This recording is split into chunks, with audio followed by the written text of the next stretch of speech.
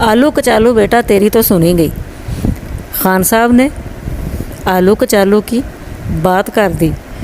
आलू कचालू अब हर चीज़ में नज़र आ रहे हैं। आलू साहब तो जहाँ देखें सोशल मीडिया के हर ऐप पर बैठे हैं। जहाँ देखो आलू बिरयानी, आलू बिरयानी, आलू बिरयानी। कितनी देखेंगे आलू बिरयानी, कितनी खाएंगे आलू बिरयानी, कितनी पकाएंगे आलू बिरयानी। तो वो कहते होंगे ना भी धुम्मां ही पै गईयां। खान साहब चिकन महंगा सी मन लिया सी, ਇਹਦਾ मतलब ਇਹ ਤਾਂ नहीं कि तुसी कौम ਨੂੰ ਆਲੂਆਂ 'ਤੇ ਹੀ ਲਾ ਦਿਓ। ਬਹਰਹਾਲ ਚੰਗਾ ਕੀਤਾ ਹੈ ਜੇ ਮਹਿੰਗਾਈ ਦੇ ਦੌਰ ਵਿੱਚ ਤੁਸੀਂ ਕੌਮ ਨੂੰ ਆਲੂਆਂ 'ਤੇ ਲਾਤਾ ਹੈ। ਸ਼ੁਕਰੀਆ ਖਾਨ ਸਾਹਿਬ, ਬੜੀ ਮਿਹਰਬਾਨੀ ਤੁਹਾਡੀ। ਖਾਵੰਦ ਵੀ ਬੜੇ ਖੁਸ਼ ਨੇ। ਬੇਗਮਾਂ ਫਰਮਾਇਸ਼ ਕਰ ਰਹੀਆਂ ਆਲੂ ਵਾਲੀ ਬਿਰयानी ਲੈ ਕੇ ਆਇਓ।